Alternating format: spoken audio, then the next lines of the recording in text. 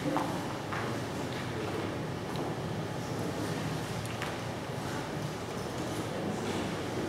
terima kasih ya. Kita masuk ke dalam kerajaan sebelum Kristus. Kita sudah ke Matius ya. Setelah kita buka dalam Matius terlebih dulu ya. Di ayat kerajaan Allah itu halaman 3 misalnya. Nah ini yang Yesus sebagai raja kerajaan Allah. Yang kerajaan Allah atau kerajaan surga. Sebenarnya itu sama ya, mirip ya. Terakhir kita membahas tentang Matius itu di ayat 24 ayat 14 ya. Nah sekarang kita akan masuk di dalam Matius, khususnya Matius 24 ya. Kita masuk ayat 25. Saya ulang sedikit ya, tentang perumpamaan penghakiman akhir. Di sana kita berhenti ya.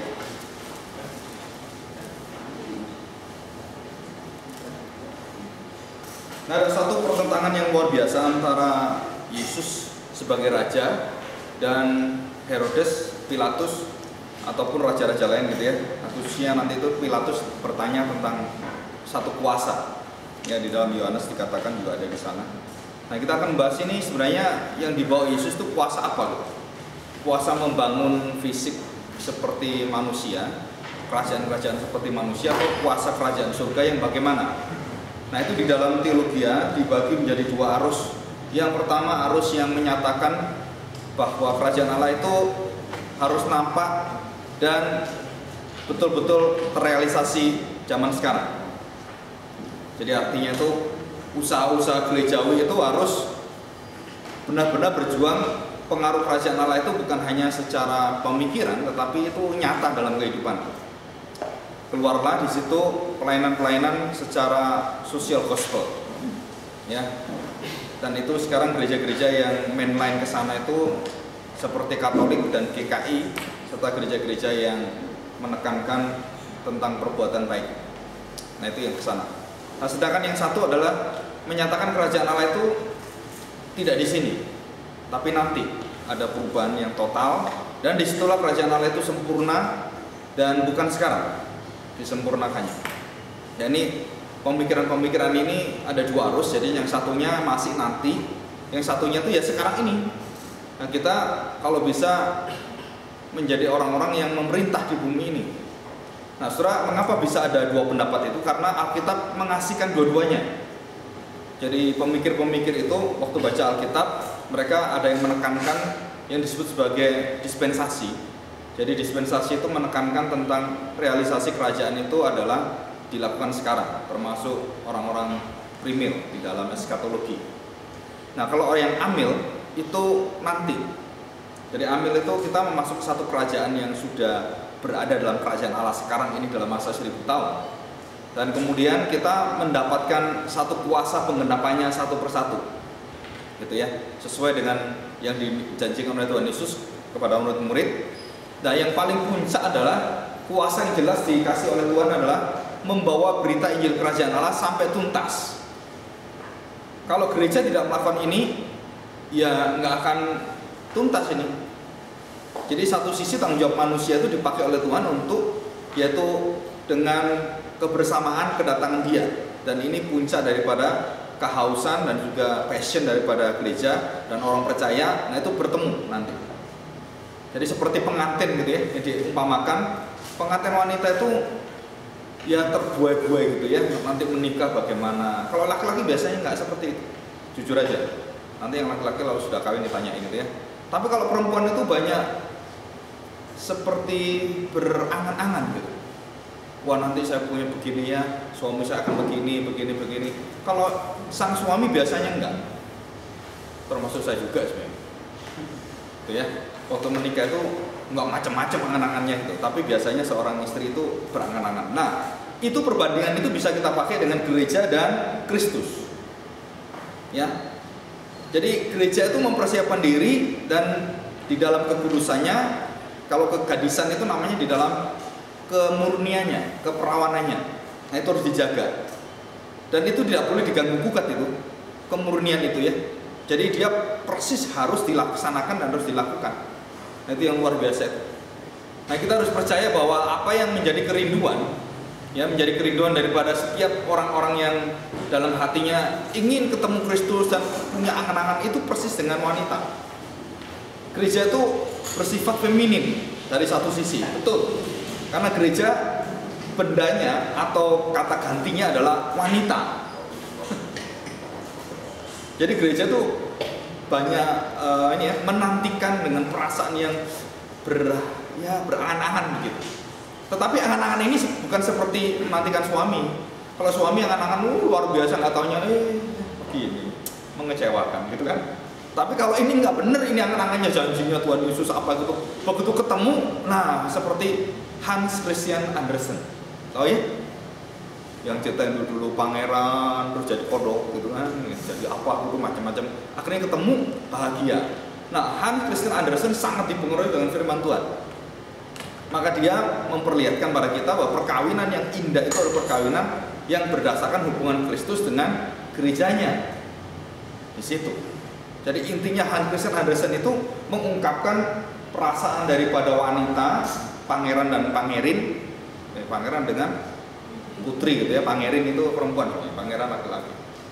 Nah itu sama, jadi hatinya Hans Christian Andersen itu dia ada di sana. Nah setelah itu perasaan itu harus kita miliki. Gereja kalau tidak merindukan Yesus datang, aduh saudara, itu artinya nggak cinta, betul ya? Kalau yang calon suaminya datang gitu, ngapain kamu datang? Udah kita nggak usah datang-datang lagi, bosan.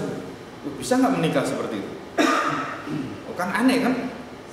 Harusnya kan belum datang pun yang perempuan itu yang calonnya tuh wah pakai lipstick kan gitu kan? Supaya kelihatan ganteng, supaya kelihatan cantik kan gitu. Wah berbunga-bunga gitu.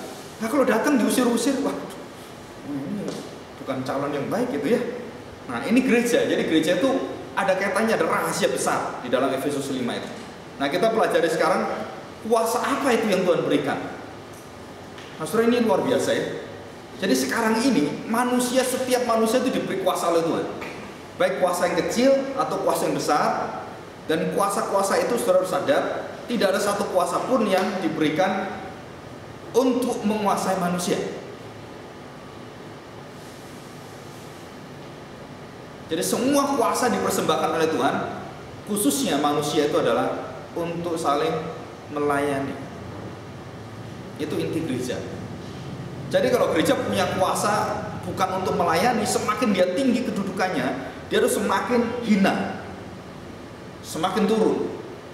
Bukan semakin tinggi dia semakin perintah-perintah orang saya sendiri. Itu bukan pelayanan, itu kerajaan yang dunia itu. Jadi kalau di gereja semakin tinggi pemimpin dan dia perintah-perintah terus, itu artinya kerajaan dunia. Tapi kalau pemimpinnya jarang perintah, tapi melakukan dan langsung terjun dalam pelayanan, itu kerajaan surga.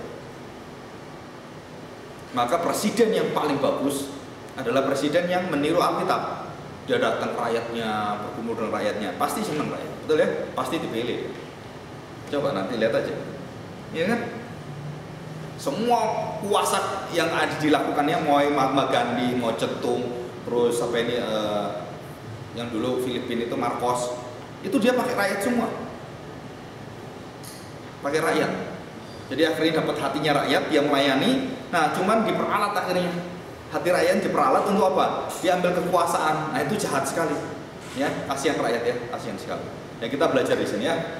Oke, kita lihat di dalam kuasa pelayanan yang tertinggi dalam Matius 25 ayat yang ke-31 sampai 46.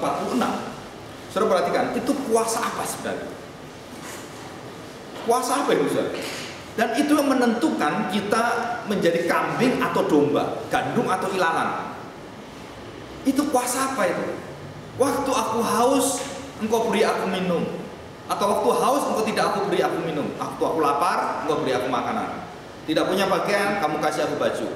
Di dalam segala kehinaan, ketidakmampuan, dalam segala pergumulan engkau hadir sebagai wakil Allah, menyatakan kasih Allah di sana. Untuk apa? Satu, melayani. Betul kan? Jadi puncak tertinggi daripada orang Kristen itu disebut sebagai kambing atau domba, itu di mana? Bukan pemerintahan atau kuasa dia untuk merintah orang, bukan, itu nggak ada artinya. So. Di gereja semua kedudukan itu nol, nggak ada artinya. Apalagi gembala sidang, justru itu nggak ada artinya. Kekuasaan gembala sidang itu kalau dipakai sebagai kuasa seperti raja dunia, wah itu sangat menyedihkan Tuhan, dan Tuhan mengatakan itu kekejian bagi Tuhan. Tapi kalau kita melayani, nah itu yang diminta Tuhan. Ya, di situ. Nah ini ukurannya apa? Kalau kita lihat baik-baik, pelayanan. Jadi kalau kita diberitahu, kamu melayani apa? Nah, saudara harus tahu, arti melayani adalah saya hadir untuk orang lain. Betul kan? Pelayanan itu adalah penyangkalan diri. Saya hadir untuk siapa? Untuk jemaat. Untuk berita Injil Kerajaan Allah. Jadi kalau saya hadir, saya membuat orang lain melayani saya, nah itu kerajaan dunia. Kalau Pak Puji mengatakan itu kapal pesiar, bukan kapal perang. Ya, kemarin waktu di PRK, masih ingat ya, yang ikut PRK itu ya. Kenapa pasal kapal pesiar? Kita pesiar itu kita sudah bayar, ya, saya sudah kasih persembahan, layani saya, enakan saya. Semua tujuannya kemana? Kita jadi raja. Kemarin di pesawat terbang ada seorang terlambat, marah luar biasa. Satunya wartawan perempuan, kejam juga ya perempuan itu ya, sadis juga itu.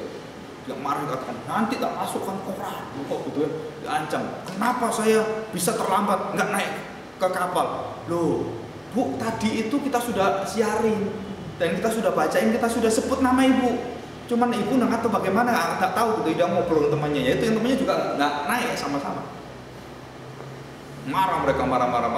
Nah dia mengatakan apa? Satu kalimat, langsung saya kaget. Saya hari ini mau terangin itu, dapat bahan ilustrasi lagi. Dia mengatakan, saya ini raja, harus dilayani. Dia teriak-teriak di depan semua orang di Jogja. Dia ngomong, ini loh raja. Begitu saya ngomong gitu, apa saya kayak gitu juga ya, kalau melayani ya gitu. Apakah kita nggak bedanya dengan wanita ini? Nggak ada koreksi diri, nggak ada nyalain orang. Kalau dia nggak dilayani marah-marah. Nah itu gereja yang tidak mengerti siapakah rajanya. Ya, nah kita bersyukur dengan ilustrasi ini yang puncak dari seluruh perumpamaan adalah puncak pemimpin tertinggi dalam gereja. Puncak pelayanan yang terbaik di gereja adalah, saudara tahu, kita melayani orang lain. Nggak ada yang lain. Kalau kita minta orang lain terus melihat pada diri kita, saudara harus lihat. Ya, tanggung jawab di dalam gereja ada, ya saya tahu ada. Harus memiliki ada semua. Keadilan ada. Tetapi saudara hadir di dalam gereja sebagai anak Tuhan adalah bukan untuk diri sendiri, tetapi untuk nama Tuhan. Nah, kita masuk dalam kapal perang. Ya. Jadi kita, kenapa kapal perang? Karena begitu kita ngomong kebenaran, mukanya perang dengan kita. Ya, gitu kan? Waktu kita ngomong tentang kebenaran yang lain, kekudusan, yang nggak kudus langsung marah. Nah itu di gereja kita pakai kapal perang, ya, bukan pesiar ya, dengan baik itu ya. Jadi kalau pendetanya khotbah, hamba Tuhannya khotbah gitu ya, begitu kencang sedikit langsung protes. Nah, saudara itu perang itu, ya, itu perang ya. Kita berdoa bapak ya. Oke, kita lanjutkan. Matius 28, ya. Nah, saudara, ayat yang ke-18 sampai yang ke-20 ya, ke-20 ya. Nah, sebelum saya menjelaskan itu, nanti suatu hari saudara mungkin saya akan bahas tentang menumbuhkan murid-murid sejati. Karena saya khawatir saudara banyak beberapa yang baca ini nggak nangkep maknanya. Jadi saya udah ringkes hampir 18 halaman. Nah, nanti di Jogja, Kamis ini kita ngadakan seminar pemimpin gereja membahas buku ini. Jadi pemaparannya dan seluruh risetnya itu saya paparin semua, dan kondisi-kondisi jemaat yang ada di Amerika dan Eropa khususnya, dan bukan di daerah dunia ketiga. Ya saya paparkan, saudara tahu ada satu inti di buku ini kenapa dibuat. Ada satu yang mungkin banyak orang baca buku ini nggak ketangkep gitu. Saudara perhatikan baik-baik, judulnya menumbuhkan murid-murid sejati. Di gereja, setelah diteliti, gereja yang berhasil semua diteliti satu persatu, yang paling mengejutkan satu. Dan 0%, tidak ada satu orang pun yang dia teliti. 40 juta sampai berapa juta orang yang, berapa ribu gereja yang diteliti. Tidak ada satu hati pun seseorang yang mau menjadi serupa Kristus. Satu aja nggak ada, 0%. Dan itu dimulai dari pendetanya, gembalanya, sampai ke jemaat, nggak ada yang mau. Dan ini bukunya. Jadi dia tanya, kenapa gereja sekarang berhasil nggak, gereja seluruh dunia sekarang ini? Dia katakan, gagal semua. Kenapa sih? Karena gereja punya fokusnya semua bukan di situ, bukan yang diinginkan Tuhan. Nah, dia katakan menjadi serupa dengan Kristus, menjadi murid yang sejati, peniru-peniru Kristus, yang betul-betul peniru yang semurni mungkin, dan membawa Kristus yang hidup itu pada orang lain yang mau hidup seperti Kristus. Itu nol, nggak ada. Nah, saya kemarin katakan di PRK, rekan sekerja, berarti di gereja kita pun sama nggak? Sami mawon. Mana-mana, bukan hanya di satu gereja, ini di ribuan gereja di seluruh dunia, mulai gereja yang berhasil nggak berhasil, semua diminta itu. Saudara, jawabannya nol, tidak ada. Satu sisi saya sangat pesimis sekali. Kenapa? Kalau orang-orang tahu teologi reformasi itu menolong sekali, saudara. Orang bisa berubah, orang punya keinginan itu karena anugerah Tuhan, nggak ada yang lain. Sekali lagi, saudara bisa diselamatkan karena anugerah Tuhan, bukan karena usaha. Waktu dihitung oleh Josh Barna, semua usaha manusia itu akhirnya titiknya adalah lumpuh semua, mati semua, kosong dalam keberdosaan. Coba bayangkan, saudara. Ini penelitian mengejutkan sekali. Jadi gereja-gereja yang bangga, gereja besar apa ke semua itu harus malu dengan penelitian. Kenapa? Jemaatnya waktu diteliti nggak ada yang mau serupa Kristus. Oh iya Pak, itu nanti di surga, bukan di sini. Nanti nggak ada yang mau. Apalagi dianya yang sudah serupa Kristus terus membawa orang untuk apa, dimuridkan serupa Kristus. Apalagi itu. Yang ini aja nggak mau, apalagi bawa ke sana. Nah, kapan Yesus mau datang kalau gitu? Nah, kita bukan berputar-putar 40 tahun. Kita bisa 4000 tahun nanti. Muter-muter terus gereja itu kan. Nah, ini adalah kondisi yang ada. Ya, nah kita baca Matius 28. Ini sebagai masukan, saudara. Jadi saudara jangan kaget ya. Jadi saudara jika bisa mendengarkan dan datang ke sini mendengarkan kerajaan Allah, itu saya percaya anugerah Tuhan. Ya, betul-betul anugerah Tuhan. Ayat 18. Yesus mendekati mereka dan berkata, ini adalah satu konfirmasi ya. Kepadaku telah diberikan segala kuasa di surga dan di bumi. Jadi istilah segala itu ada 4 kali. Cuman di dalam bahasa Indonesia tidak ada di sana. Dan saya bawakan ini selama 4 tahun saya di Kaintong. Saya bawa khotbah ini 4 tahun. Setiap bulan misi saya bawa ini 1 kali. Setiap bulan misi 1 kali. Pas 4 tahun saya keluar. Kenapa keluar? Karena 0% tadi. Jadi nggak bisa dilakukan. Mereka menyatakan tidak sanggup. Kalau kita tidak tahu anugerah Tuhan, ya nggak sanggup, saudara. Tapi kalau kita tahu anugerah Tuhan, kita pasti bukan pesimis ya, entusias.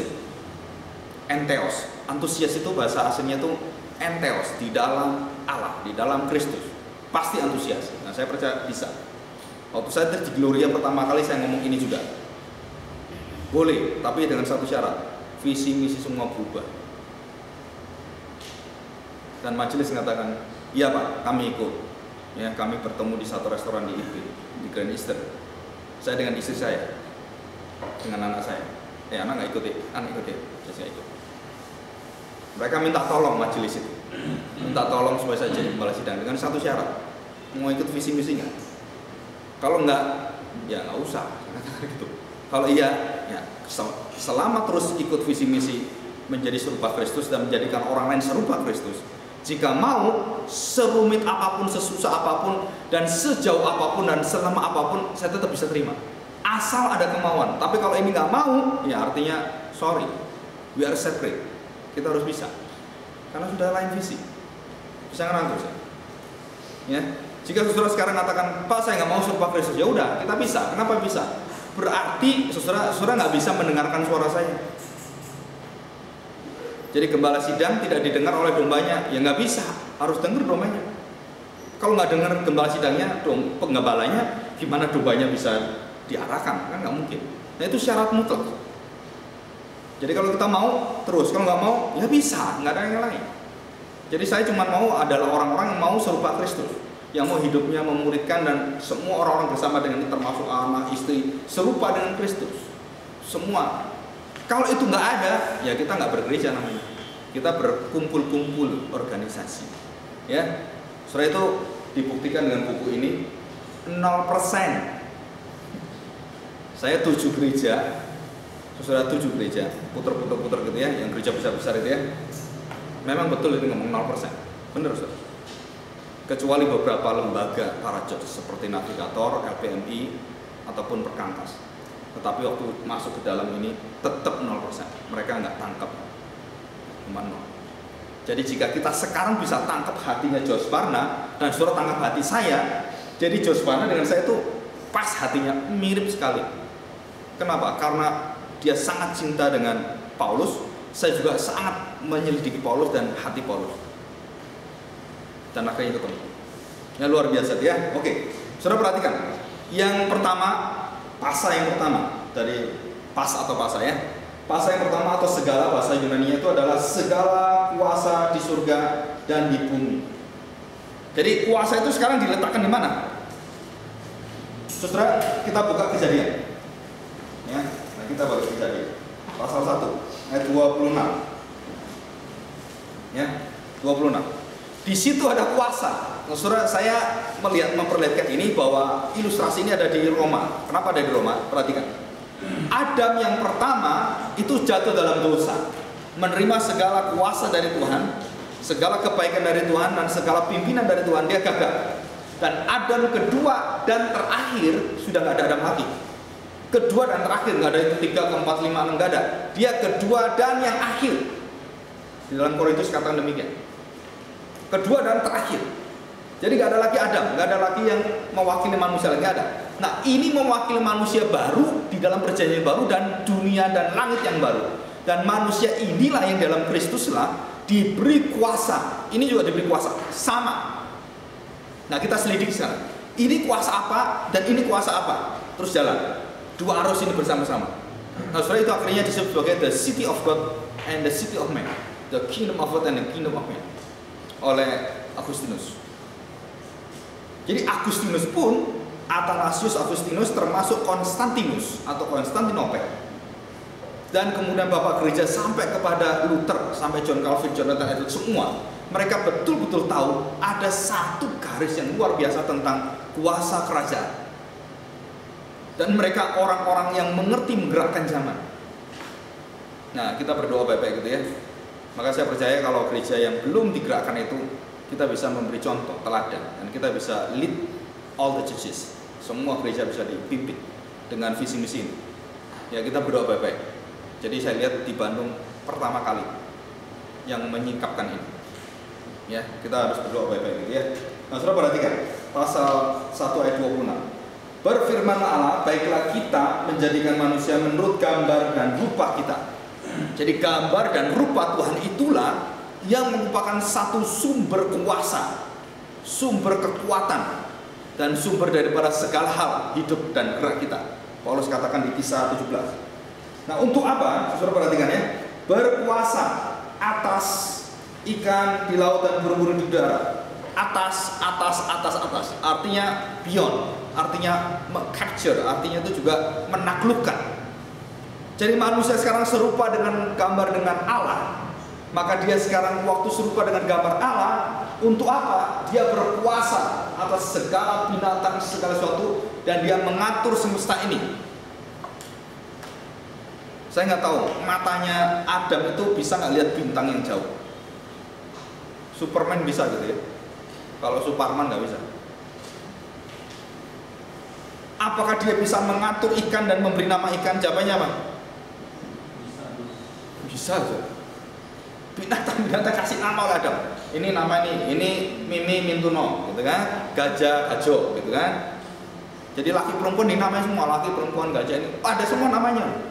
Jadi pengetahuan kita tentang biologi semua itu dari mana? Puncaknya dari Adam. Karena Adam diminta dengan kuasanya itu untuk mengatur dan menaklukkan semua, dia diberi kuasa untuk memberi nama juga. Itu dari mana? Itu kuasa Tuhan itu. Nah ini, dan kuasa ini sudah hilang atau terpolusi dan jatuh dalam dosa dan dikembalikan oleh siapa? Yesus. Dan kemudian Yesus membawa kuasa yang di surga dan di bumi itu, dia mengatakan dan murid-muridnya apa? Pergilah, kuasa taklukkanlah bumi. Setelah itu di sini. Jadi dalam diri kita itu ada suatu seed of power, ada benih kuasa, saudara. Dan bahkan kita bisa menguasai orang lain juga gitu. Dalam arti kalau kita jahat gitu ya, itu ada, setiap orang ada. Dengan kekuatan kita, kalau perempuan kan dengan laki-laki, kuasa fisiknya menang laki-laki, betul kan? Kenapa Tuhan ciptakan laki-laki ototnya lebih keluar gitu? Perempuan nggak keluar, tapi laki-laki nggak bisa menderita seperti perempuan menderita waktu melahirkan. Saya percaya itu. Laki-laki kalau melahirkan pingsan semua dia, nggak ada yang tahan. Kenapa? Hanya perempuan yang ototnya di dalam yang bisa tahan itu dan bisa memisahkan tulang-tulangnya. Jadi waktu melahirkan itu tulangnya lepas gitu. Sementara waktu, terus balik lagi ya untuk keluarin anak. Laki-laki bisa nggak? Tulangnya lepas, bisa lepas, nggak bisa balik. Gitu kan? Itu kuasa apa Tuhan kasih dari tubuh kita semua ada. Nah ini saudara, kita sadar bahwa diri kita ini luar biasa ini. Manusia diciptakan dengan keajaiban yang luar biasa sekali gitu. Bahkan beberapa penelitian terbaru di genom, DNA apa semua itu ya, di dalam alam semesta, terus kemudian astronomi, luar biasa. Otak manusia bisa tembus sampai ke sana, wah hebat sekali. Dari yang angkasa nggak terbatas sampai yang kecil itu yang diteliti sampai dalam, wah luar biasa. Nah kita bersyukur. Barusan ini buku The Language of Life dari Francis Collins itu baru terbit sebulan yang lalu. Saudara kalau bisa beli itu ya, tapi bukunya di Bari Plus. Nah itu sudah mengidentifikasi 3 miliar DNA, sudah teridentifikasi 3 miliar, sudah dinamai semua 3 miliar. Jadi yang rusak orang kalau gendeng itu yang mana, yang diperbaiki mana. Nah itu nanti tinggal penelitian memisahkan itu, kemudian dilihat diobati bagaimana caranya dengan. Nah kalau itu bisa, jadi manusia nggak akan ada yang gila, nggak ada yang kena kanker, darah tinggi, stroke, semua nggak ada. Kenapa? Semua yang penyakit dari gen itu bisa dibersihin semua. Hebat ya? Kapan nggak tahu di surga? Ya, saya percaya ya, nggak akan itu manusia bisa itu ya. Oke, kita berdoa ya. Nah, ayat 28 sekarang. Diulang lagi ya, 28. Allah memberkati mereka, lalu Allah berfirman pada mereka. Ini firman loh ya. Firman itu nggak bisa kembali, firman itu harus terjadi. Ayat 28 ya, beranak cuculah dan bertambah banyak, penuhilah bumi dan taklukkanlah itu. Tadi dikatakan menguasai, berkuasa makhluk-makhluk hidup semua.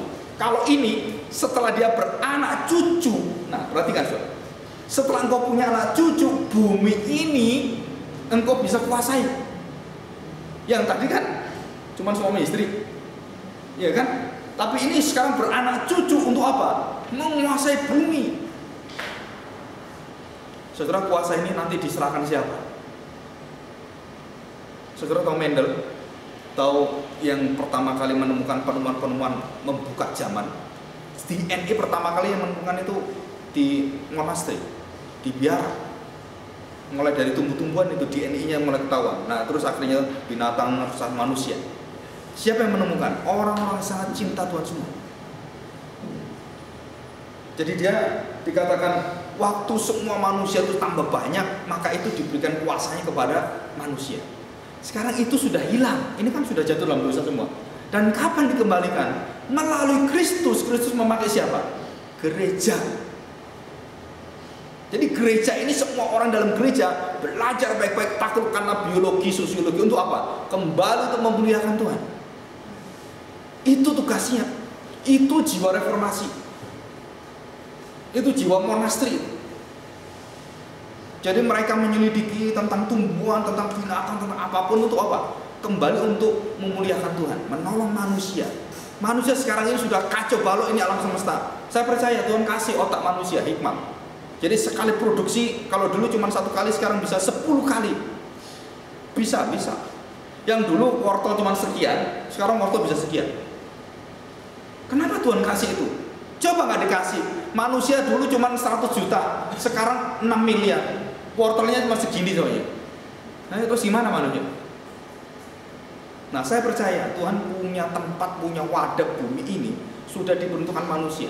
Sebatas Tuhan kasih sampai berapa puluh miliar, tetap bisa bumi memberi makan manusia. Kita harus yakin. Kenapa? Ini loh kuasanya ada. Dan diberikan siapa sekarang?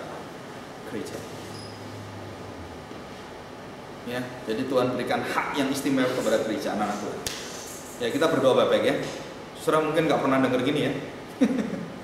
Ini adalah ekoteologi. Saya ngomong ini waktu saya di Gracia, kira-kira tahun 80-90-an. Mereka mikir terlalu jauh Pak. Sekarang terjadi. Jadi rumah sekarang di National Geographic itu rumah sekarang sudah mulai diatur, listrik itu bisa otomatis. Kalau dia sinarnya terang, dia langsung hilang. Kalau dia redup, dia bisa ngatur sendiri. Dan ada sensornya. Dan saya pertama kali lihat itu di China. Jadi saya naik tangga gitu. Waktu naik ke tangga ke atas saya kaget. Kenapa ini kok gelap gulita kayak gini? Pak Roni ngomong dengan saya, udah pakung jalan aja, nyala sendiri. Wih, masa? Iya jalan sendiri. Sensornya dia 2, sensor suara dan sensor daging panas manusia. Jadi saya lewat gitu, langsung nyala dia. Atau kita tepuk tangan, nyala dia. Semua apartemen di China seperti itu, di Beijing. Saudara, ekoteologi. Dan ini nemukan orang barat semua. Luar biasa ya. Kita ini boros semua ini. Gitu. Ini terlalu terang, harusnya pas. Nah itu ada ukurannya. Wah luar biasa ya, ekoteologi ya. Kita berdoa bersyukur Tuhan berikan kita wawasan ini ya. Beranak cuculah, taklukkan segala kuasa atas ikan-ikan di laut dan semua diulangi. Nah dikatakan di sana ada bumi seluruh isinya. Dan saya percaya istilah kosmos bukan hanya buminya yang ada di bumi kita ini, tapi juga alam semesta. Karena kosmos bukan arti dunia saja, tapi adalah semesta alam semesta. Coba bayangkan, kita mampu mengatur semesta alam. Bagaimana bisa? Saudara, bagaimana bisa? Kemarin ada seseorang mengatakan dengan saya tentang teori Big Bang gitu ya. Saya mengatakan kita harus hati-hati dengan teori itu. Ya. Ada seorang bapak yang bagus sekali, ya cerita-cerita gitu ya. Apa harus hati-hati membaca sains semua. Kenapa? Harus kembali pada firman Tuhan. Memang seolah-olah depannya, wah itu bener, rasanya cocok dengan Alkitab. Belakangnya, nah saudara itu saya kasih ini. Ini saya cari barangnya. Nah ini saudara, belakangnya berbeda ini. Saudara tahu, Biblical Creation mengatakan dengan Big Bang. Apa bedanya? Bumi diciptakan sebelum bintang. Alkitab kan? Big Bang mengatakan enggak, setelah bintang. Melawan firman Tuhan enggak? Melawan.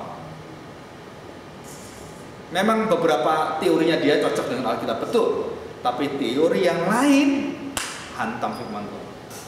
Jadi saya bisa mengerti kalau orang itu tidak mengerti, saya bisa ngerti. Kalaupun orang yang ngotot, ya nggak apa-apa gitu ya. Kenapa? Nggak tahu kok. Nanti kalau saya buka ini, nah baru dia kaget. Di situ. Ya. Jadi kita harus banyak belajar lah di situ. Oke, ini kuasanya.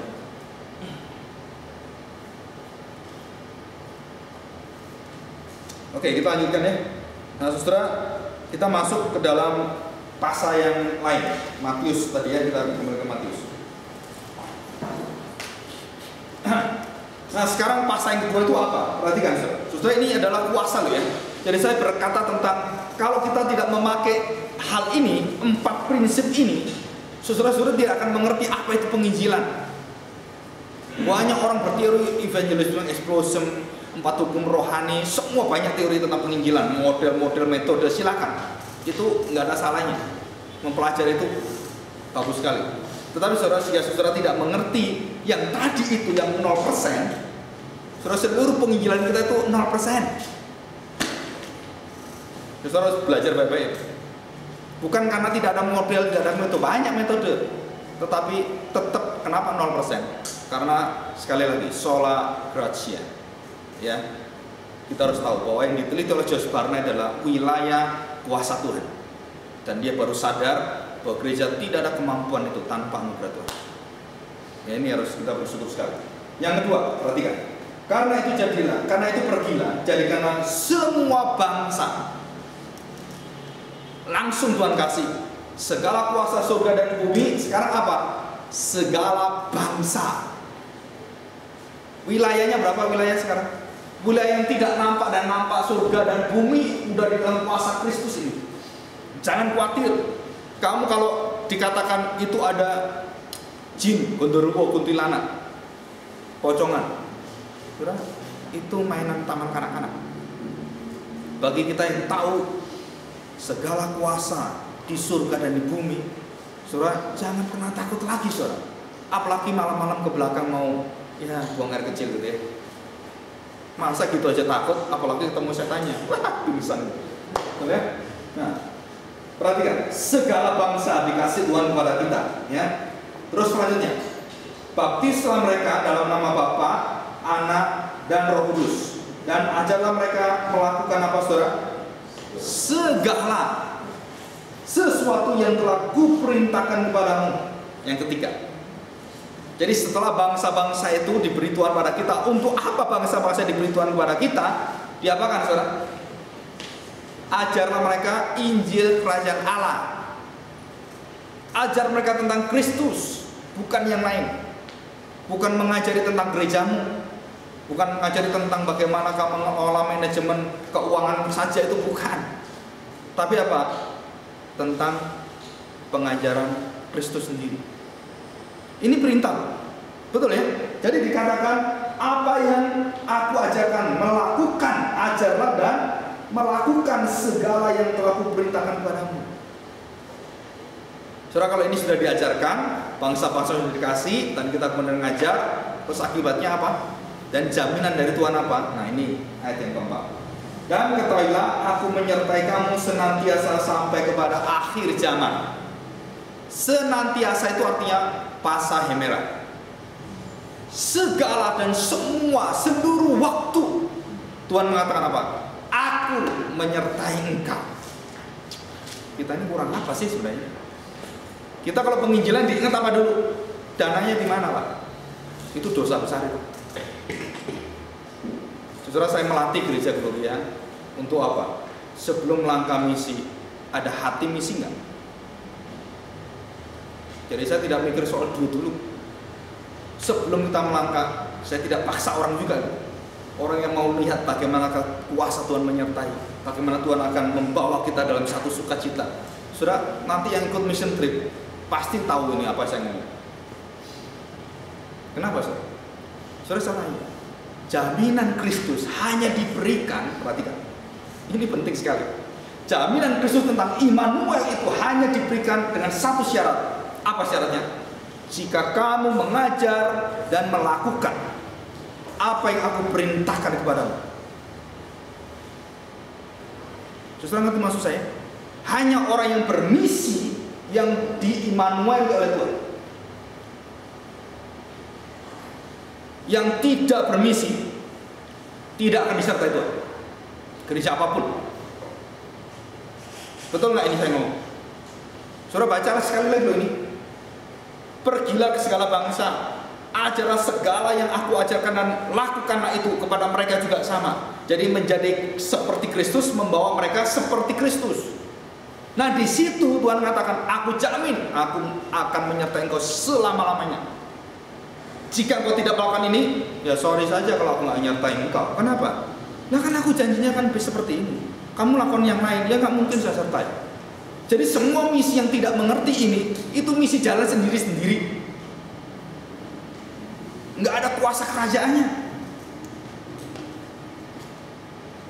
Saudara, waktu saya bawakan ini di satu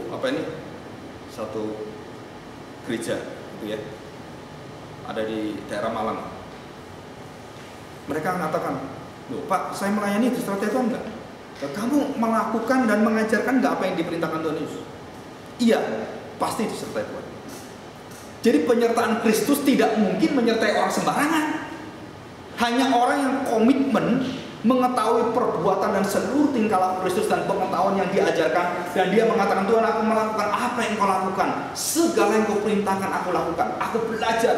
Di situ kuasanya itu ada. Jika engkau tidak mau, nah itu kuasa yang ada yang diberikan itu pasti dari dirimu, dari iblis. Nggak ada kuasa yang lain Tuhan akan kasih. Saudara, kita baca baik diri kita, keluarga, terus pelayanan kita termasuk di gereja. Saudara akan terkejut sekali. Kenapa? Begitu kita masuk, wah, kita langsung taruh tangan di dada kita. Aduh, mengapa gereja bisa seperti ini? Seorang gembala yang sudah senior kemarin waktu peresmian di sini bicara dengan saya. Dia mengatakan, saya bersenang dengan kamu. Kenapa? Karena semangat penginjilan itu, semangat kuasa itu terus berkobar.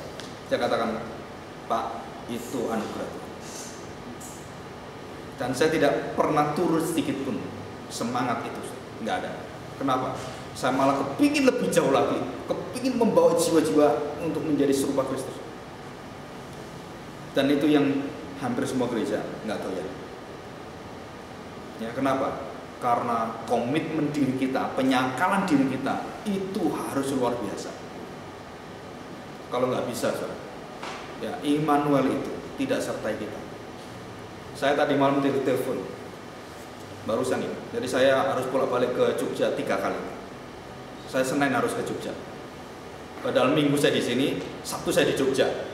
Senin diminta di Jogja. Minggu malam, Pak, semua pesawat terbang dan semua transport saya tanggung semua. Saya tidak pernah dapatkan suara itu dari gereja saya sendiri. Nggak ada jaminannya.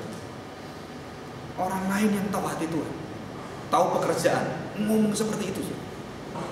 Kenapa? Dia akan bertemu PGTI, Garam dan Terang itu ke sana, dan sudah garap proyek yang selanjutnya.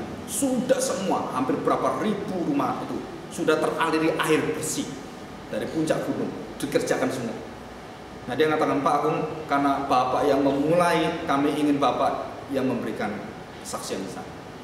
Kepada gereja-gereja yang ikut, mulai dari Ho Im Tong, Ka Im Tong, gereja-gereja semua terkampung dalam gereja Tionghoa itu. Saya mengatakan dalam doa hati saya, the time is coming. Saya mengatakan, inilah kesempatan saya bicara. Dengan apa? Dengan semua gereja-gereja. Saudara, ada waktu Tuhan. Saya nggak bisa mau apa-apa. Waktu saya bicara dengan istri juga sama. Waduh, saya pergi lagi. Ya, saudara, dari sisi keluarga berat sekali. Ya, kita tahu. Tapi kalau Tuhan bukakan kuasa itu, saudara, ya kita berdoa. Nggak tahu berapa ratus juta itu selang mahalnya minta ampun. Ya, tapi mereka kerjain semua. Saya cuma mengatakan ini ada kebutuhan begini-begini, sharing kepada persekutuan yang ada di Bandung. Tiba-tiba ada satu orang hatinya tergerak, menggerakkan semua hatinya, dan kemudian tambah besar. Akhirnya kerjakan itu, dan dalam waktu kira-kira 1,5 bulan semua selesai. Saudara, luar biasa.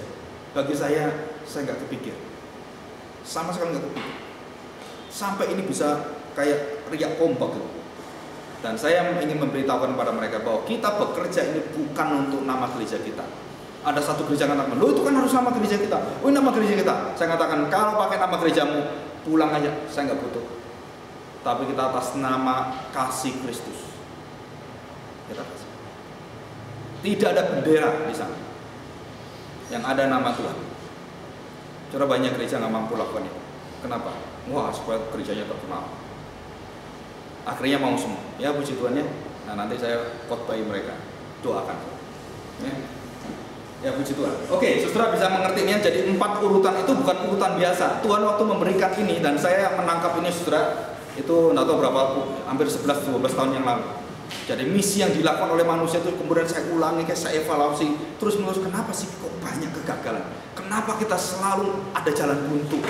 Kenapa seperti itu? Baca Alkitab mau gak mau jawabannya di Alkitab. Baru tahu rahasianya apa? Ya karena kita nggak yakin dengan kuasa Tuhan. Dan kita tidak mau pergi ke segala bangsa. Dan kita tidak mengajarkan segala kuasa daripada pengajaran Kristus dan hidup Kristus. Jadi fokusnya tambah fokus, tambah fokus, tambah fokus. Nah ini nggak dituju gitu. Kalau ini nggak dituju, semua yang kita alami itu kosong semua. Ya kita berdoa. Kemarin ada kesaksian lagi, saudara, banyak kesaksian saya. Kenapa? Kalau orang di misi itu luar biasa. LPMI barusan rapat, orangnya nggak banyak. Ini orang nggak banyak. Terus Pak Yusuf, yang orang lagi dulu ketua LPMI seluruh Jawa Tengah, ikut kita sekarang ya. Terus dia bicara. Nah, dia ikut kita karena visinya tuh sangat beda sekali. Dia mengatakan ini yang saya rindukan, gitu ya. Dia bicara, Pak, mereka habis rapat, Pak. Orang yang nggak banyak. Berapa Pak persembahannya? Saudara, dalam waktu cuma nggak sampai 2 jam itu dapat 6 miliar. LPMI. Dan dia mengatakan, waktu Yesus ditinggikan, semua orang datang padanya untuk apa? Menyerahkan hidupnya melayani Tuhan. Itu luar biasa sekali. Dan dia mengatakan, saya yakin Pak. Sampai saya ditawari, Bapak kapan kesini? Kenapa? Karena gereja-gereja itu butuh orang-orang yang hidupnya itu seperti ini. Saudara, nggak lebih dari berapa belas orang. Tapi orang-orang datang itu komitmen tinggi pada Tuhan. Jadi, ya. Jadi saya katakan jangan bersandar pada kuasa manusia. Orang banyak apa itu, saudara, jangan. Hanya bersandar pada Tuhan kita lakukan, ya. Oke, puji Tuhan. Kita lanjutkan. Ya, kuasanya Matius. Nah, saudara, kita juga ada di dalam beberapa ayat yang akan saya bacakan dalam Yohanes, ya. Itu nanti semua ayat-ayat itu tolong dibaca dalam Yohanes.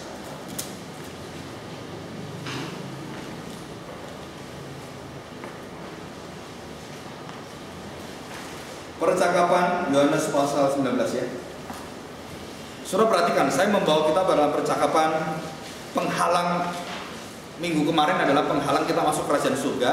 Itu Allah sendiri yang tidak bukakan pada kita, ya. Jadi kalau saya jadi penginjil seperti jadi Yesaya atau jadi nabi, terus Tuhan memimpin saya, ayo pergi kamu ke bangsa Israel. Tuhan mengatakan kalimat ini dalam Matius 25 tadi, ya. Coba, ya, kita buka Matius 25 sekali-kali.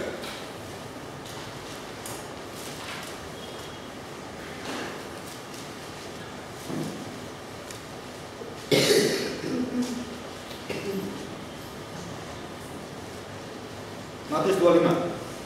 Nah, pasal tentang nasihat supaya berjaga-jaga sebelumnya. Jadi 24 ayat 37. Nah, di situ, ya. Nah, saudara, kalimat itu ada sesuatu yang luar biasa, dikatakan 44. Sebab itu hendaklah kamu juga siap sedia karena anak manusia datang pada saat yang tidak kamu duga. Jadi kita harus tahu bahwa kedatangan Kristus itu tidak pernah boleh ada orang merencanakan diapakan, nggak boleh. Yang penting adalah engkau taat yang dikatakan Tuhan terus aja sampai ada waktunya Tuhan akan datang. Ya, ini jadi problem besar karena manusia ingin tahunya tinggi sekali, kepingin tahu itu tinggi sekali. Ya, di ayat Yohanes 19 sekarang, coba kita baca, ya. Ayat 3. Setelah ayat 1, Yesus disesah, ya, disiksa itu, ya. Prajurit mengayam sebuah mahkota duri dan menaruhnya di atas kepalanya. Ayat kedua, ayat ketiga, dan sambil maju ke depan mereka berkata, salam hai raja orang Yahudi. Lalu mereka menampar mukanya. Disebut apa, saudara, di sana? Hai, salam raja orang Yahudi. Pok. Nah, itulah raja surgawi. Saudara perhatikan, saya bukan terlalu meliteralkan, bukan. Apa yang dialami Kristus, saudara akan mengalami itu. Bukan sebesar Kristus alami, ya, bukan. Tetapi semua hinaan itu, saudara harus melihat itu. Bahwa itu adalah sesuatu yang membawa kita mengerti apa arti penderitaan Kristus. Jadi waktu diakui, kamu kan raja, kan dikasih mahkota apa? Mahkota duri. Jadi mereka ada penghormatan, tapi itu penghinaan. Ya, jadi mahkota jadi apa? Dari duri. Biasanya dari emas, gitu kan, dari berlian. Apa mahkota raja kita? Saudara, saya kepingin punya gambaran. Saya lagi rancang ini, jadi gambaran Kristus yang satu tubuh gitu ya. Jadi mahkotanya dia apa, terus kemudian jubahnya dia apa. Nah itu satu persatu. Terus tubuhnya bagaimana dan bagaimana dipersembahkan, bedanya apa dengan binatang perjanjian lama yang tidak boleh ada salah satu pun luka nggak boleh. Kenapa Kristus membawa dirinya yang penuh dengan luka dan dibawa ke Bapaknya? Itu kan menjijikan. Kenapa bisa seperti itu? Betul ya? Kalau bawa binatang persembahan boleh nggak ada cacat? Jangan cacat, matanya juling sedikit aja nggak boleh. Tahu juling, kero-kero sedikit gitu kan? Itu nggak boleh. Apalagi sekarang yang Yesus bawa apa sekarang? Mulai dari kepala dia dengan penghinaan luka itu sampai kakinya, tumitnya itu hancur. Saudara, saya tanya sekarang, seluruh tubuhnya satu pun nggak ada tempat yang bersih, semua luka semua, tempelan, tendangi, waduh, saudara kalau kita bayangkan di ludah juga. Sekujur tubuh itu penuh luka. Kalau kita lihat itu kayak bangkai, tahu bangkai? Boleh nggak bangkai itu dibawa kemudian malam kudus, malam cici, bukan malam kudus. Waktu kita bawa kepada persembahan pada Tuhan, kita ingin yang terbaik Tuhan. Tapi saya tanya, Kristus bawa apa itu? Saudara, kalau saudara mengerti makna yang saya bicarakan dan betul-betul saudara mau belajar baik-baik tentang kenapa Kristus membawa hidup tubuh yang seperti itu, yang penuh cacat, penuh hinaan, penuh dengan segala cemoohan. Di situ ada bau daripada ludah semua orang di sana, caci makian semua, darah yang aduh. Saudara, kemudian dibawa dipersembahkan pada Bapaknya. Kok mau Bapak mau terima dia? Kenapa yang bersih yang di Petra nggak pernah mau diterima oleh Tuhan? Kenapa Bapak tunggu ini? Saudara, itu semua membawa kita betul-betul menjadi orang Kristen sejati. Saya berkata sungguh-sungguh. Saudara-saudara belum tahu rahasia ini. Dikatakan bahwa kematian dan kebangkitan Kristus itu rahasia yang besar sekali, membuka pintu surga. Saudara, jika pelayanan kita nggak ada pengorbanan, nggak ada komitmen, nggak ada semua, saya percaya saudara belum tahu apa sih menjadi serupa Kristus. Tapi kalau sudah tahu, saudara akan tahu bahwa saya bisa seperti ini pun saudara nggak boleh mengeluh. Kenapa? Ini anugerah Tuhan. Saya menderita seperti anugerah Tuhan. Kenapa? Karena aku mau dipakai untuk menjangkau dunia. Jadi karakter Kristus, keteladanan Kristus itu keteladanan yang sangat murni. Waktu engkau pakai penderitaan dia, seperti Paulus katakan, untuk menggenapkan penderitaan Kristus, kita semua dimampukan oleh Tuhan untuk menderita bersama dengan dia untuk dunia ini. Kalau tidak ada, nggak ada orang diselamatkan ini. Itulah arti misi penginjilan. Bukan soal budgetnya berapa, uang berapa, bukan itu. Saya percaya uang nol aja nggak ada, Tuhan bisa kok datangkan orang. Saya nggak pernah takut di dalam pelayanan soal uang, nggak takut. Contohnya apa? Saksi tadi saya beri kesaksian kan, itu nyata loh terjadi di depan kita. Tapi ya itu kenyataannya. Kalau Tuhan mau, jangankan orang biasa, Athanasius kemudian berkhotbah, Konstantinopel bertobat, seluruh kerajaan jadi Kristen semua. Bisa nggak? Bisa. Terlalu mudah bagi Tuhan. Tuhan mau gerakkan orang sebumi pun bisa. Bisa nggak? Seluruh bumi saat ini langsung bertobat itu bisa nggak? Bisa aja. Kalau Tuhan mau. Tapi Tuhan itu kan adil. Nah, dia tunggu anak-anaknya seperti kita ini yang meneladani Kristus. Ya, kita berdoa bersama-sama. Oke, saya akan bacakan. Ya, saya tidak mau satu persatu karena itu devosi. Jadi kalau firman Tuhan itu, saudara, saya kalau punya firman Tuhan itu lebih ke arah devotional. Jadi basic dasarnya itu 60%, 70% firman Tuhan digali secara mendalam. Setelah itu apa? Devosi. Devosi itu kesaksian hidup, perumpamaan, itu menyertai. Dan itu yang seringkali menggerakkan banyak orang. Dan saya minta hamba Tuhan di sini juga sama ya. Jadi firman itu harus digali luar biasa. Oke, kita akan lihat ayat yang ke-4. Pilatus keluar lagi dan berkata kepada mereka, lihatlah, aku membawa dia keluar kepada kamu supaya kamu tahu bahwa aku tidak mendapati kesalahan apapun padanya. Ada salahnya nggak? Nggak ada. Semua mengaku nggak ada salahnya. Loh, kenapa mesti dihukum? Secara hukum, secara adat, secara hukum Taurat, Yesus tidak ada salahnya. Kenapa mesti dihukum? Saudara, kalau saudara perhatikan baik-baik, karena orang Farisi, karena bukan. Saudara baca dalam Kisah Para Rasul, karena Bapa menghantar anak, korbankan. Jadi itu kehendak apa ini? Waduh, kok bisa Pak? Mumet saya gitu ya. Ya udah, nggak usah mumet, kita hanya beriman aja. Kalau mumet kamu jadi liberal nanti. Kita tahu kenapa ini bisa kenapa seperti ini. Tuhan punya kuasa untuk mengeraskan hati orang dan melembutkan hati orang. Itu kuasa Tuhan semua. Kedaulatan Tuhan, anugerah Tuhan. Dan di sini, jadi dikatakan tidak ada kesalahan. Kenapa mesti dihukum? Akhirnya Pilatus, perhatikannya ayat 5. Lalu Yesus keluar bermahkota duri dan berjubah ungu. Maka kata Pilatus kepada mereka, lihatlah manusia itu, ikut ungu ya, masih ingat ya? Ketika imam-imam kepala dan penjaga-penjaga itu melihat dia, berteriaklah mereka, salibkan dia, salibkan dia. Kata Pilatus kepada mereka, ambil dia dan salibkan dia, sebab aku tidak mendapati kesalahan apapun padanya. Loh, diulang lagi, tapi dia katakan, ya udah salibkan dia. Dia sendiri ngomong apa? Tidak ada kesalahan apapun. 2 kali nih. Salibkan dia. Jadi dia tahu kebenaran, tahu kuasa, tahu menghakimi, tetapi dia tidak menjalankan penghakiman. Hakim yang tidak menjalankan, raja yang tidak menjalankan kebenaran. Jadi Pilatus tahu betul kebenarannya, betul dia tahu, tapi dia tidak lakukan.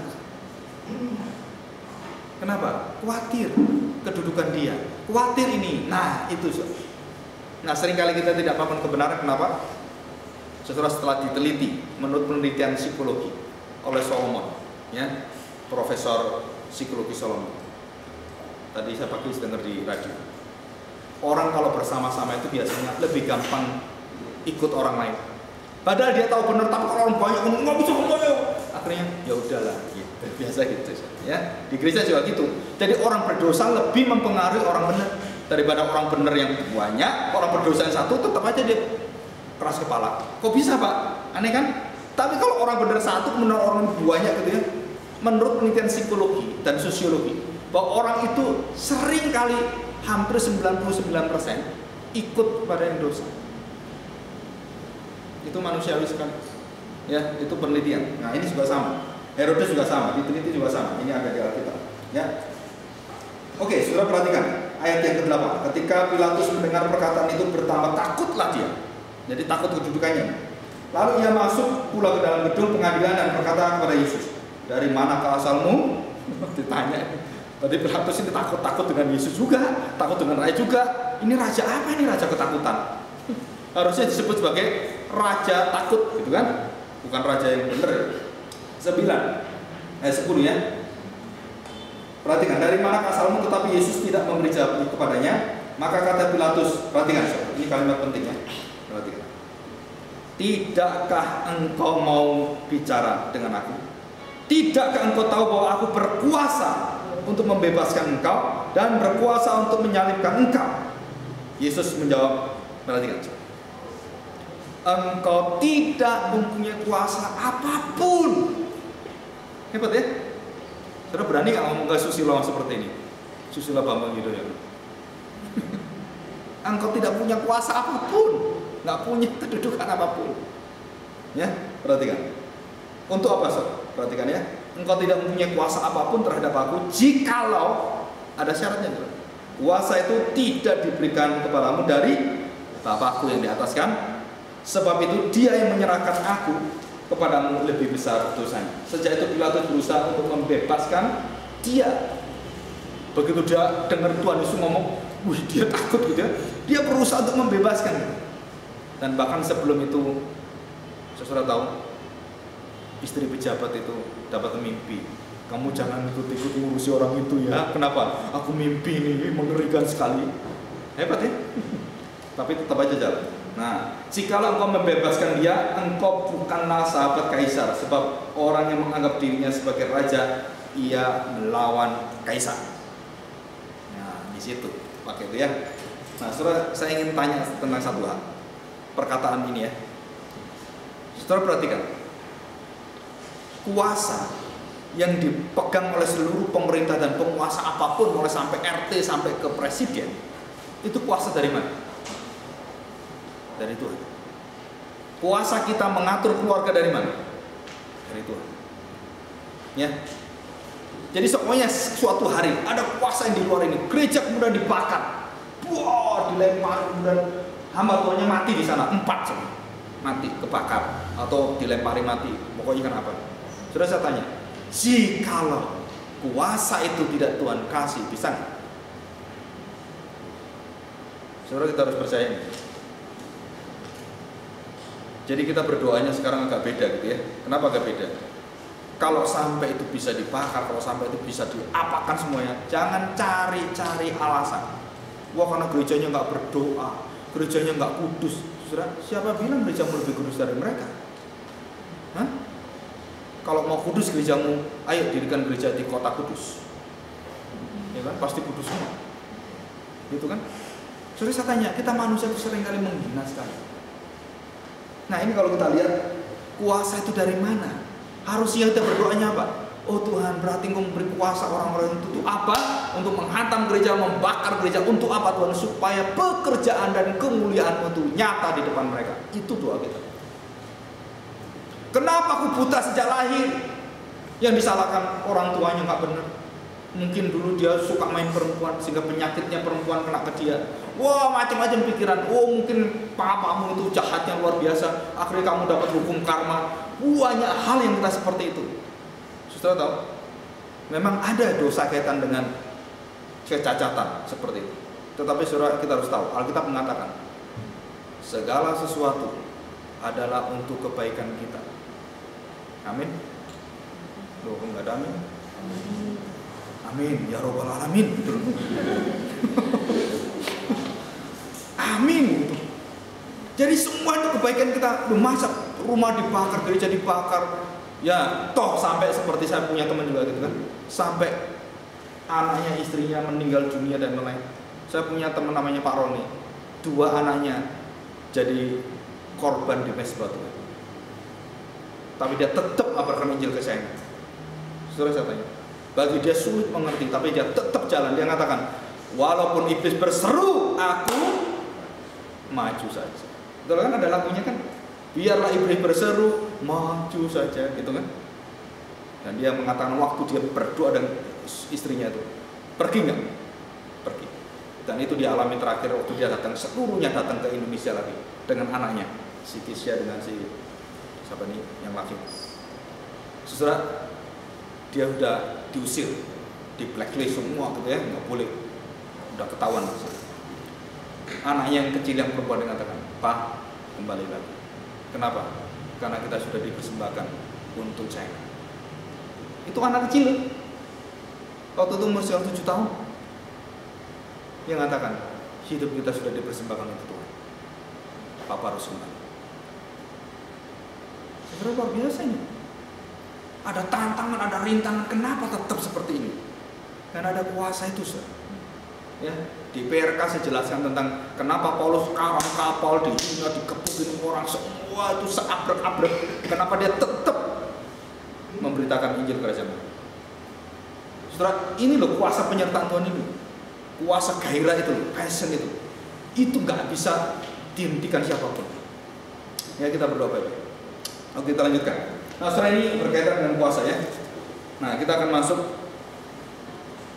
Ada beberapa ayat yang saya kumpulkan. Nah, saudara, ini ya Kejadian pasal yang pertama. Nah, saudara, ada 3 macam kuasa secara garis besar ya. Saya akan beritahukan seperti ini.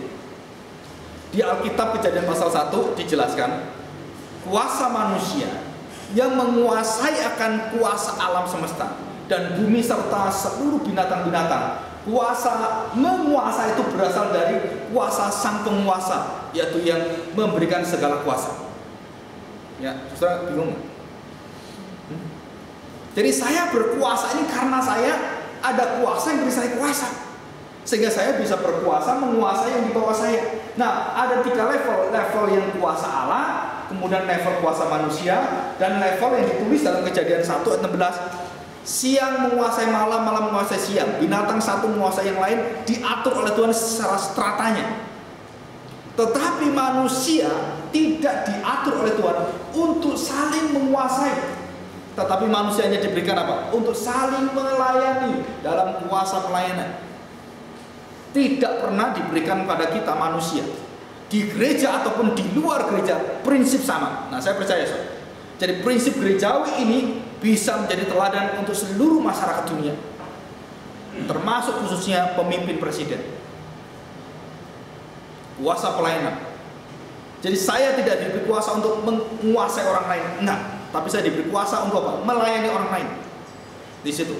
Kalau alam semesta bisa kita buat seperti itu kan. Jadi binatang-binatang dengan yang lain ada strukturnya semua gitu di bawah. Begitu manusia, saudara nggak bisa. Binatang ini menguasai ini, binatang menguasai, enggak. Saudara yang paling mengejutkan apa? Binatang terbesar pun kalahnya dari binatang yang paling kecil. Ya kan? Saudara, manusia itu geli seperti ini dengan virus saja mati kok. Betul nggak? Aneh kan manusia itu kan? Masa dengan virus saja kamu kalah? Coba lawan dong virus itu. Mana pak virusnya itu dilawan mana? Masuk di dalam gitu kan? Itu hukum alam. Jadi akhirnya yang paling kuasa kalahnya dengan yang kecil ini loh. Yang terkecil ini bisa kalahkan yang terbesar. Yang besar, wow bertahta gini tiba-tiba bluk kalah. Saudara, kerajaan-kerajaan terbesar juga sama. Saudara pelajari di kerajaan. Saya pelajari mulai dari Indonesia, Jawa, terus kemudian Melayu, baca-baca gitu ya. Semua kerajaan jatuh dengan apa? Dengan Joko Tingkir. Ya, dengan apa? Orang biasa yang Tuhan pakai untuk gulingkan. Sun Yat-sen, Chiang Kai-shek dan Chang yang lain. Ya kan? Kalah dengan apa? Dengan Mao Zedong, dengan siapa ini yang mati yang sekarang ditaruh di Tiananmen. Kenapa dia bisa menang? Dia turun ke rakyat, melayani rakyat satu-satu 13 tahun lebih. Dari desa ke desa, dari desa ke desa. Kemudian dia waktu naik ke atas, ambruk semua. Ambruk semua. Dia langsung naik ke atas. Dan dia sangat dipuja oleh rakyatnya. Sampai sekarang foto dan mayatnya masih ada di mumi di sana. Saya hanya lihat dari jauh. Nggak boleh dekat-dekat. Gitu ya. Saya lihat, ya inilah manusia. Ya. Oke, Saudara, perhatikan baik-baik dalam Ulangan 15, bangsa Israel diberi janji oleh Tuhan. Apa janjinya? Engkau akan menguasai segala bangsa. Saudara, perhatikan baik-baik ya. Kalau kita mau simak, sampai hari ini hak menguasai ini masih ada loh. Ada di mana? Di orang-orang Yahudi. Saya tanya sekarang, nggak usah banyak-banyak, saudara. Lampu ini siapa yang kasih? Sudah pakai lampu dari siapa temukan? Edison orang apa aja? Orang Yahudi. Saya pakai komputer ini, siapa yang bisa buka komputer? Siapa yang punya semua program-programnya? Yang punya Microsoft siapa? Siapa dia? Yahudi. Saudara, seluruh teknologi semua yang ada yang kita pakai ini, saudara, firman Tuhan mengatakan kamu akan menguasai banyak bangsa. Dan itu betul, saudara. Saudara, kemarin saya lihat, ini, tapi jangan macam-macam ya, jangan ikut ya. Ditemukan senjata, mulai dari senjata kimia sampai senjata yang seperti itu. Siapa yang temukan sampai jenis berlian? Semua Israel. Kenapa semua Israel? Saya pernah cerita nggak waktu saya ke Tientang? Yang gede itu, kelipatan 3, wow menor 3. Nanti yang punya duit tolong ke sana gitu ya. Saudara, di sana itu ada wah gitu kan, dan ada ruangan 2 yang kiri dan kanan ditutup semua. Nggak boleh orang masuk. Saya kan daripada saya nganggur di sana, ya lihat-lihat gitu selesai semua kan, aku jalan ke sana gitu kan, jalan ke sana. Terus ada satu si Agus gitu ya, yang dari China itu sekarang di Jakarta. Ayo kamu ngomong, karena saya nggak bisa Mandarin gitu, nggak ngomongin baik-baik. Ini ruangan apa gitu? Ruangan-ruangan yang satu ruangan gitu ya. Yang satu ruangan penyiksaan yang hebat sekali. Data penyiksaan itu lembar-lembar sampai seberapa peti. Nyiksa manusia ada yang dicabuti kukunya, yang disileti, kasih garam, kasih cuka gitu kan. Itu ada semua di sana. Dan yang satunya ruang kenikmatan. Ya, ini yang kecil nggak boleh dengar. Jadi raja itu satu hari bisa main seks itu bisa sampai 6-7 kali. Nah itu cak paunya di sana, resep-resep orang gede, raja itu. Dan sekarang lagi dipakai oleh siapa? Orang-orang dari negara Arab. Saudara, keturunan yang sana itu pakai jakpo semua. Itu orang betul-betul nggak tahu biadab atau gimana ya. Tapi ini kerajaan raja. Jadi raja itu dibuat seperti itu. Jadi saya percaya Salomo pun apa jakpo saya nggak tahu. Atau jakja. Dan gimana istilah 1000? Wah pusing juga gitu dengar gitu. Tapi saya kaget kenapa ini ada ruang penyiksaan, ini ruang kenikmatan gitu kan. Waduh. Jadi itu kerajaan itu disusun semua persis kayak imamat. Cara berbaris dan binatang apa dipersembahkan persis imamat. Dan jatuh mereka dalam dosa anak lembu emas persis seperti imamat. Jadi di tengah-tengah itu di dianjang itu ada ujung yang lubang ke bawah langsung ke atas. Sudah di situ harus anak lembu kalau bisa yang warnanya itu kuning dari emas. Warnanya mendekati kuning. Kalau perlu dicek aja gitu kan. Bisa ditaruh di tengah-tengah. Semua ritual dari mana saya tanya, ini dari mana? Nggak ada yang tahu, penjaganya nggak tahu ya. Pokoknya kaisar seperti itu. Loh kok bisa? Kok mirip dengan Alkitab kita? Ajaib ya. Nah itu ya, jadi segala bangsa dikuasai oleh Israel dan kita mengatakan betul. Ekonomi, kedokteran, terus beberapa ditemukan, termasuk yang menemukan genom itu hampir semua 90% adalah orang-orang Jews. Ya, kita bersyukur sekali. Kita punya ya Tuhan berkati mereka ya. Nah sekarang ini mungkin bisa dibuka untuk semuanya. Nah kita masuk sekarang. Saudara perhatikan baik-baik bahwa segala sesuatu itu di bawah kuasa Tuhan. Kita harus percaya ya. Nah kita masuk dalam perjanjian baru. Saudara perhatikan. Satu kalimat daripada Yohanes Pembaptis yang merupakan satu kalimat pelayanan kita. Apa, saudara? Di dalam, coba kita lihat Matius itu ya. Matius pasal yang 3.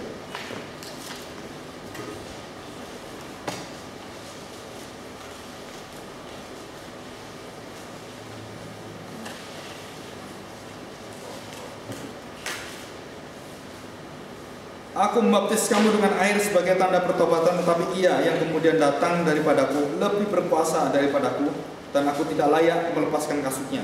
Ia membaptiskan kamu dengan Roh Kudus dan dengan api, dan kemudian alat penampi dan semuanya, dan api yang tidak terpadamkan. Sudah perhatikan kalimat dari Yohanes. Biasanya yang mengurapi, jadi seperti ini ya, saya mengurapi, saya meneguhkan. Posisi saya itu lebih tinggi dari yang diteguhkan. Posisi secara di hadapan Tuhan, rohani. Nah, saudara kemarin saya bahas ini, mungkin malam nanti saya mau bahas. Sebelum ada penatua, itu ada diaken. Sebelum ada diaken, sebelum semua ada, itu sudah ada gembala sidang. Sudah ada pendeta atau rasul-rasul. Di mana rasul-rasul itu langsung diangkat oleh Tuhan. Nah yang diangkat oleh Tuhan langsung inilah yang mengangkat seluruh jabatan-jabatan di gereja. Nah saya tanya sekarang, adakah penatua menabiskan pendeta? Ada nggak? Betul kan? Adakah dia akan menabiskan pendeta? Mau tak tabiskan? Nggak ada kan? Artinya apa? Bahwa Tuhan sudah atur memperlengkapi gereja seperti ini. Tapi bukan berarti sekali lagi bahwa kuasa melayani yang di atas pendeta ini yang lebih daripada penatua dan diaken untuk memerintah mereka, bukan. Untuk apa? Untuk melayani. Nah ini konsepnya harus tahu tuh. Banyak orang nggak mau pendeta di atas, penatua itu maunya lebih tinggi dari pendeta. Kenapa? Karena dianggap kekuasaan kerajaan. Nah ini jatuh semua. Bisa ngerti maksud saya? Kenapa gereja dikuasai oleh majelis? Susah tahu sebabnya? Karena mereka berpikir seperti kerajaan dunia. Sehingga mereka yang tidak mengerti firman Tuhan dan bahkan mungkin nggak bertuhan pun bisa jadi majelis. Kenapa bisa? Karena yang di sini tidak dapatkan syaratnya. Tidak mungkin seorang diaken atau penatua yang tidak percaya Kristus bisa naik, atau menjadi hidupnya tidak mau serupa Kristus boleh naik, nggak boleh. Lebih baik ada cuma satu penatua atau cuma satu diaken daripada 30 penatua dan diaken tapi yang tidak ada Kristus dalamnya. Itu rusaknya minta ampun gereja. Coba camkan kata-kata saya, perhatikan. Jadi kalau tidak ada hati yang mau seperti Kristus, kemudian dia memerintah di gereja dan mengatur, pasti aturan dunia semua. Dan itu saya rasakan semua. Kenapa ini beda? Kenapa ini beda? Karena kamu tidak bisa mengerti arah hati Tuhan. mengerti kedalaman hati Tuhan. Saudara, kenapa rasul itu bisa tahu? Dan rasul waktu tapiskan penatua diakon ditapiskan oleh dia. Dan siapa yang mengatur kedudukan mereka? Rasul semua. Untuk apa? Untuk melayani jemaat. Bukan terus katakan, oh nggak mau saya nggak mau lebih rendah dari pendeta, nggak mau lebih rendah dari pendeta penginjil. Saudara, nggak bisa seperti itu. Kenapa? Karena Alkitab sudah tetapkan kuasa itu. Tuhan sudah berikan itu perlengkapannya. Jadi bukan untuk menguasai sebenarnya. Nah, pendeta yang menguasai dosanya besar sekali. Dia akan berhadapan dengan Tuhan dan dia akan dibinasakan Tuhan. Kalau sampai pendeta itu punya kuasa menguasai semua, wah itu menghadapi Tuhan sungguh-sungguh. Maka saya mengatakan jika ada satu masalah dalam gereja, lebih baik engkau serahkan, lepaskan. Lebih baik kita mengalah. Saudara, kenapa? Karena di sanalah engkau tahu hati Tuhan. Paling enak seperti itu. Mau dicaci, mau ditampar kayak Tuhan Yesus tadi, serahkan aja, kamu kekuasaannya, ambil aja, kenapa? Hadapi Tuhan sendiri. Ya, saudara, ini kekuasaan yang ada ini ya. Nah, kita belajar dari Matius tadi, jiwa daripada Yohanes apa? Dia tahu waktu dia menapiskan, yang ditapiskan ini lebih tinggi daripada dia kedudukannya, dan bahkan ini adalah Allah Maha Tinggi. Yohanes tahu ini. Masih layak enggak ini untuk menapiskan? Nah, itu perasaan itu, kemudian dia keluar satu kalimat apa? Ya, dia harus lebih bertambah-tambah besar dan aku harus semakin hilang, semakin kecil. Nah, itu jiwa pelayanan yang ada dalam Yohanes, yang walaupun satu kalimat dia katakan dan itu kebenaran yang menyertai, meneladani semua menjadi pedoman gereja. Ya, saudara, di sini.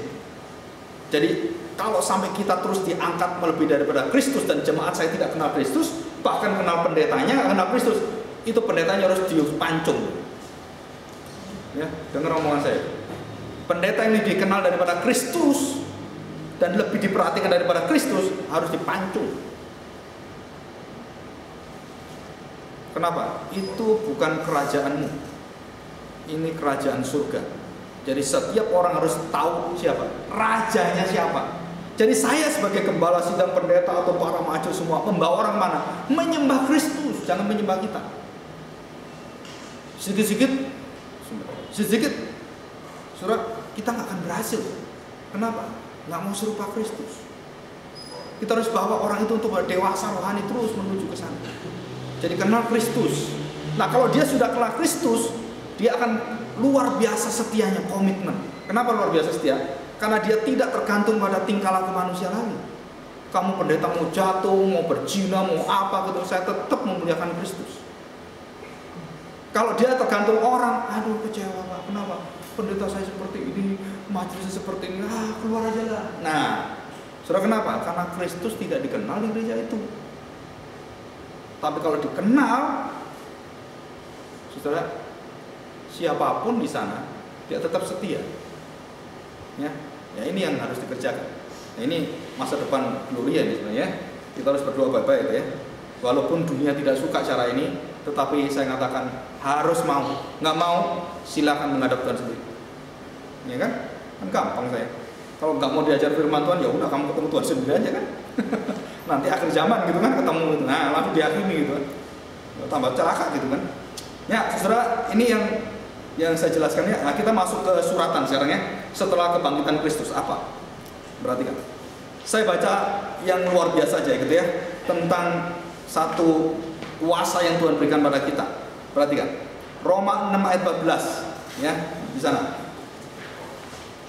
Roma 6 ayat yang ke-14. Sebab kamu tidak akan dikuasa lagi oleh dosa, karena kamu tidak berada dalam hukum Taurat, tetapi di bawah hukum ya kasih karunia. Tidak ada kata-kata hukum itu ya, di bawah kasih karunia.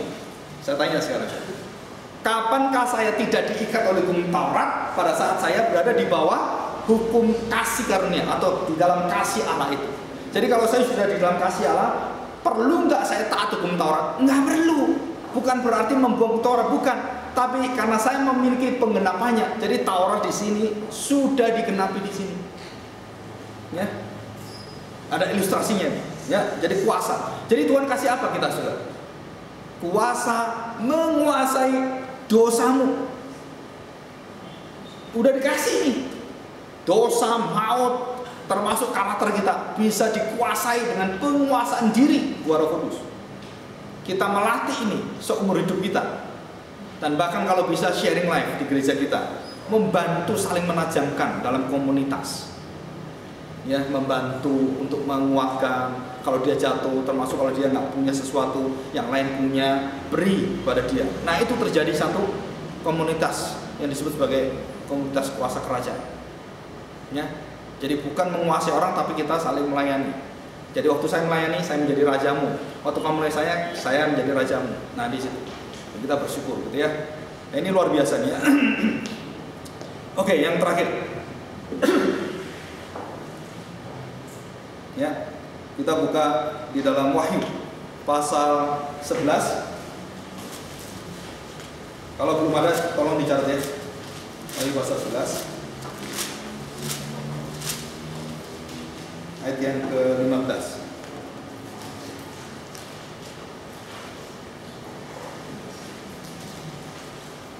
Lalu malaikat dan ketujuh meniup Lalu malaikat yang ketujuh meniup sangkakalanya, dan terdengarlah suara-suara nyaring dari surga. Katanya apa? Saudara, ini suaranya siapa ya? Yang dari surga. Malaikat kan?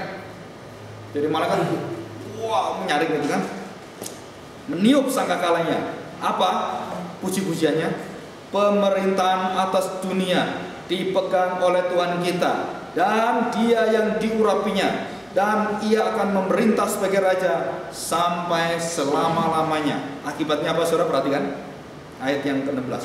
Dan ke-24 tua-tua yang duduk di hadapan Allah, di atas tatanya, mereka apa?